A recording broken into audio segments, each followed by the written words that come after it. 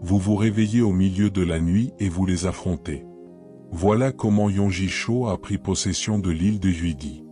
Il est arrivé sur l'île de Vidi comme missionnaire. Lorsque les portes sont fermées et que les portails sont fermés, cela vous laisse comme un rêveur avec des rêves non accomplis.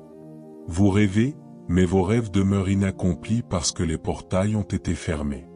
Vous vous réveillez au milieu de la nuit et vous les affrontez. Voilà comment Yonji-sho a pris possession de l'île de Vidi. Il est arrivé sur l'île de Uae comme missionnaire. Cette communauté n'avait jamais entendu l'Évangile. Et lorsqu'il est arrivé dans cette communauté avec son équipe missionnaire, ils ont dit, « Monsieur, nous n'avons pas besoin de vous ici. Nous n'avons pas besoin de votre Dieu. Nous n'avons pas besoin de votre religion. Nous avons notre propre Dieu ici. Regardez le temple. Nous adorons un python. Et ce python est à la fois physique et spirituel. Nous l'avons adoré de génération en génération. Et si votre Dieu est Dieu ?» Ils amenèrent une jeune fille de 17 ans qui était née ainsi. « Si votre Dieu est Dieu, nous vous donnons 30 jours, ou 40 jours, je pense que c'était 30 jours, un mois, pour que votre Dieu relève cette fille. Si votre Dieu peut la relever, nous adorerons votre Dieu, toute la communauté. Si votre Dieu ne peut pas la relever dans 30 jours, nous vous sacrifierons, vous et tous les membres de votre équipe, sur le sanctuaire, sur l'autel de notre Dieu. Pasteur, que dites-vous? Avez-vous accepté le défi? Si vous ne l'acceptez pas, prenez vos bagages et partez maintenant. Mais si vous dites que vous voulez rester, vous avez 30 jours pour relever cette fille. » Et Yonji-sho dit, « J'accepte le défi.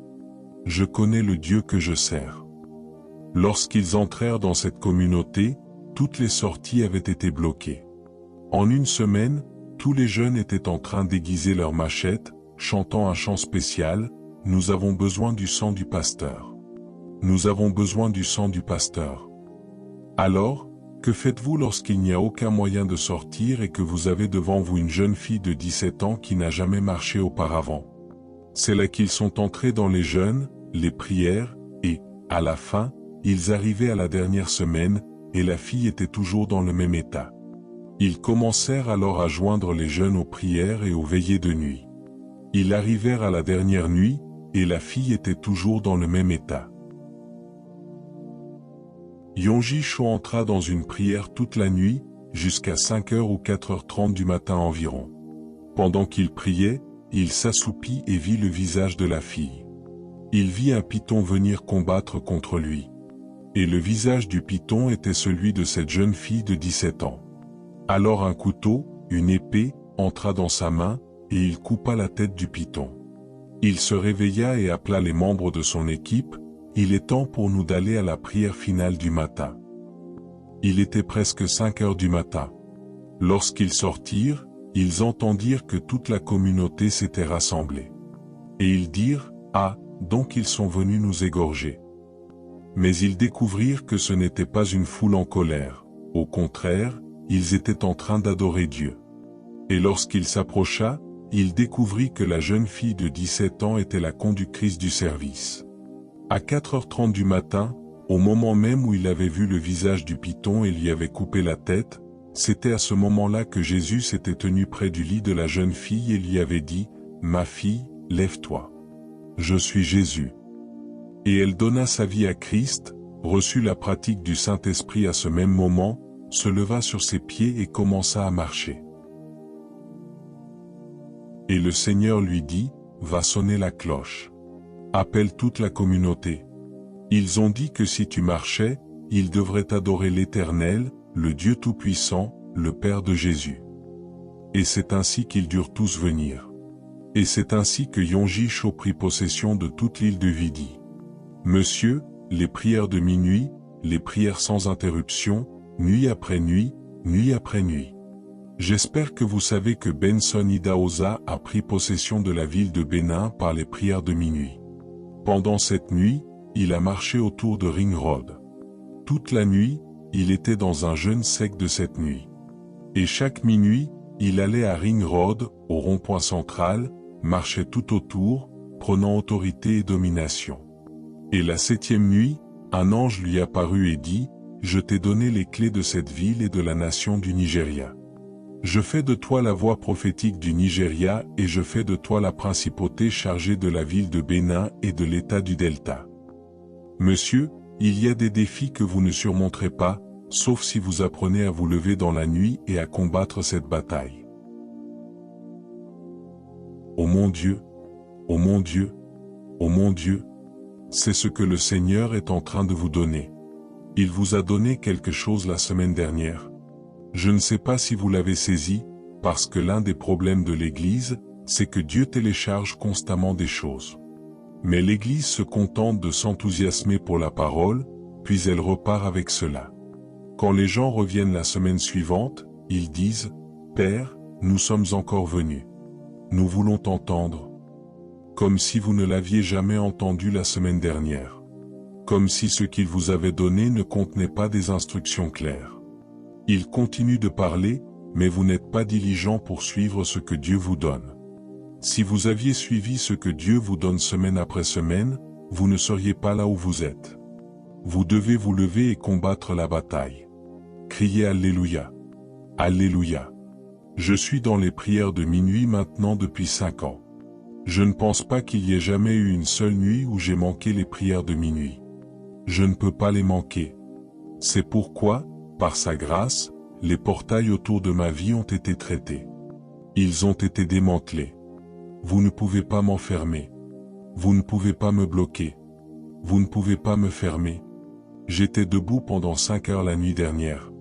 5 heures, monsieur, 5 heures. J'étais debout de minuit 45 à 5h30 du matin.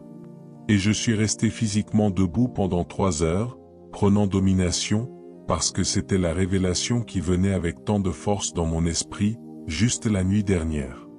Et pendant qu'il m'enflammait, moi aussi je m'enflammais. Comme j'aimerais que, lorsque Dieu vous donne un message, vous preniez aussi la nuit qui précède. L'avant-dernière nuit, je revenais de Wari à Calabar.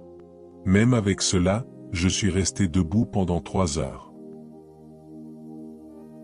Il n'y a aucune nuit, monsieur, depuis 5 ans, où j'ai manqué de me tenir devant le Seigneur, au minimum pendant 1 heure.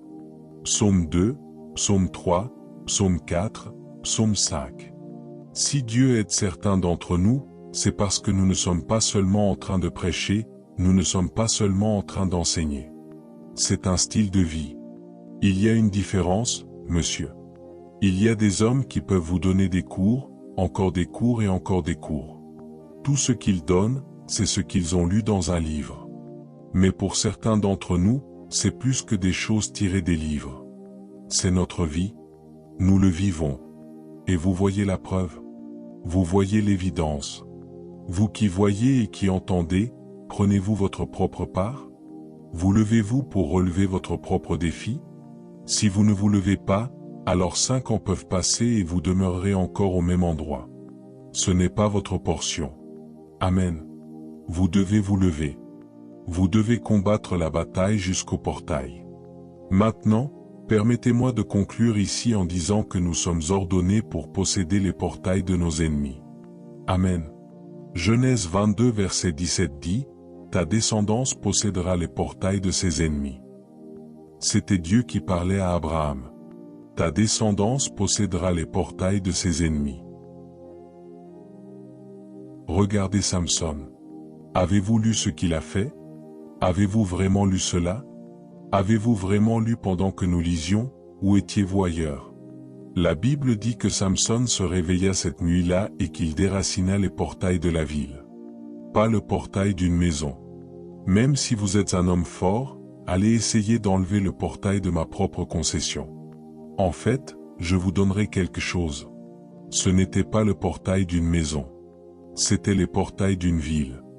Il déracina les portails avec les piliers et les barres, les plaça sur ses épaules depuis Gaza, marcha jusqu'à Hébron et déposa les portails là-bas. Peut-être que vous ne comprenez pas.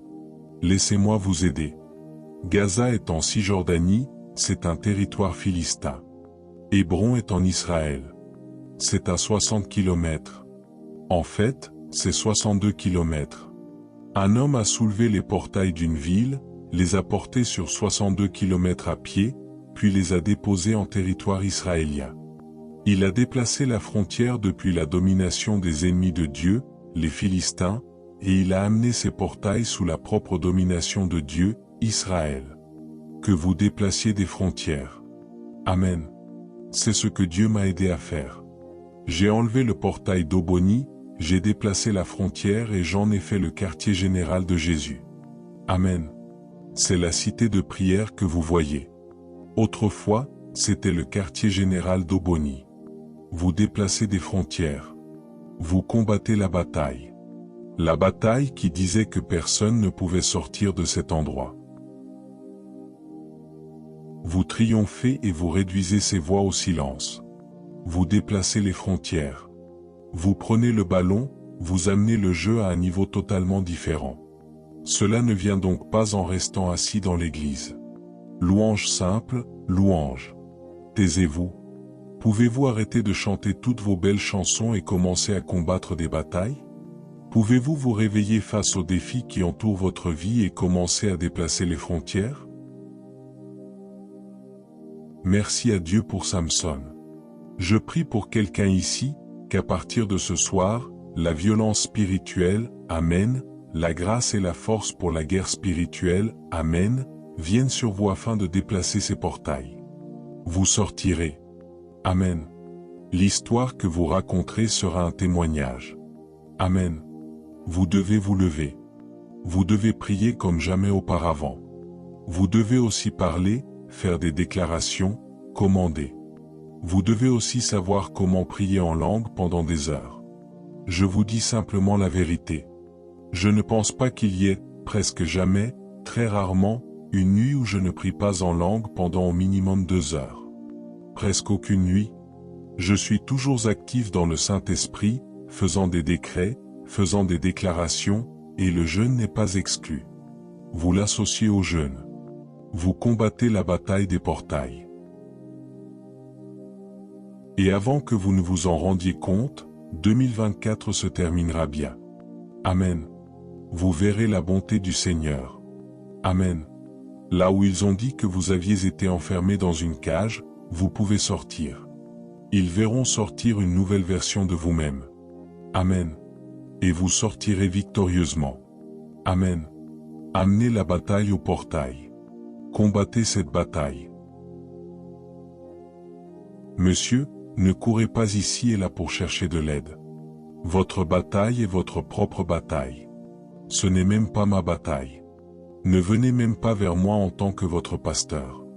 C'est une chose à propos de moi comme pasteur, je suis un pasteur différent. Pasteur, priez pour moi. Oui, je prierai pour vous. Père, que son problème augmente afin qu'il se redresse et comprenne que le défi est donné à chaque être humain pour qu'il devienne fort. Votre problème n'est pas de courir ici et là. Je ne crois pas à beaucoup de ces choses que nous faisons.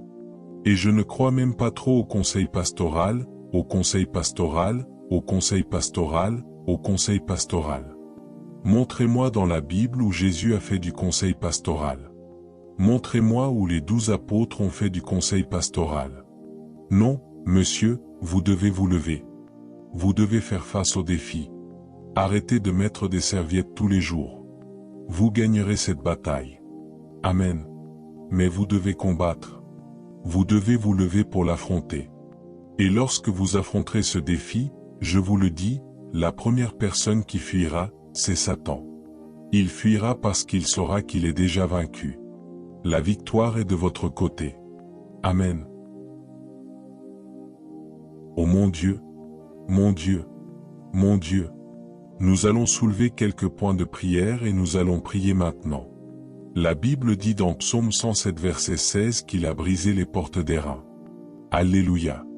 Et qu'il a rompu les barres de fer.